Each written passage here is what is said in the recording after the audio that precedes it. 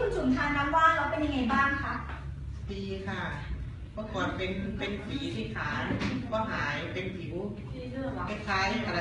ผิวลอกใช่ไหมคะเอา ผิวลอกมือ คือได้ข่าวว่าอย่างแพ้ผงซักฟอกคือใช้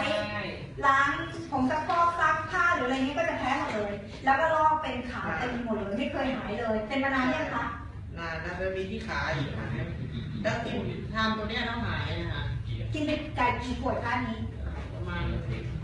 ขวดเดียวก็รู้เรื่องแล้ว โอ้ขวดเดียวเท่านั้นนะคะรู้เรื่องนะทานยังไงคะ ก็เช้า ทานเช้ามื้อหนึ่งแล้วก็ ก่อนอาหาร เย็นก่อนอาหารคือตอนท้องว่างเช้ากับเย็นแค่นั้นเพราะปกติแล้วบางคนทานน้ำว่านเช้าสายบ่ายเย็นคุณจุ๋มทานแค่เช้ากับเย็นเท่านั้น อาการที่เป็นมือลอกอย่างนี้นะขอโทษนะคะ คือมือลอกขาวแล้วลอกแล้วปวดแสบปวดร้อนมาตลอดหลายปี หายได้คนเดียวรู้เรื่องเลย กับฝีที่เป็นมา10 ปีแล้ว 10 กว่าปี 10 กว่าปีแล้วตอนนี้เป็นยังไงบ้างคะ หัวลิ้นแข็ง เป็นไตหัวแข็ง ใช่ เล ใจ ย ไม่ดำขึ้นใหญ่ขึ้นใหญ่ขึ้น แล้วตอนนี้เป็นยังไงบ้างคะ ตอนนี้ยุบหมดเลยหาย โอ้ ไป โห เลย ฝียุบหมดเลยด้วยน้ำว่านของซักเป็นลม มี สุดย ก่ อ อน ด แล้ว มา ก็ ก ก่อนหน้านี้ก็คือเขาไอมาตลอดหาสาเหตุไม่เจอ ของอันนี้มีสา ไอ เหตุ ทุ ด้ ก วย เย็นตกเย็นจะต้องไอเขาบอกมาอย่างนี้เรื่องของเรื่องคือจอยเอาตัวเนี้ยไปเยี่ยมลูกสาวเขาผ่าตัดไส้ติ่งแล้วเห็นว่ามันสมานแผลดีใช่ปะคะก็ไปเยี่ยมหลานสรุปว่าคุณแม่เขาได้กินด้วยพอกินได้2 วันโทรกลับมาบอกเราว่าจอยอาการไอของพี่หายหมดเลยเราก็เลยงงว่ามันเกี่ยวอะไรกับไอ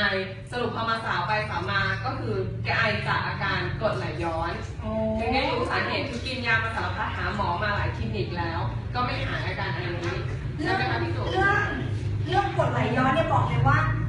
น้ำว่านของเราเนี่ยที่ 1เลยแต่ว่าอาการที่ไอจากกรดไหลย้อนเพิ่งเคยได้ยินครั้งแรกเหมือนกัน ว่า ไอ้นานมากนานมาก ไอมาประมาณ คือตรวจคอแล้วไม่เป็นอะไร 5-6 เดือน คือนานไม่หายสักทีแล้วทานก็ดีขึ้นทั้งลูกสาวทั้งอะไร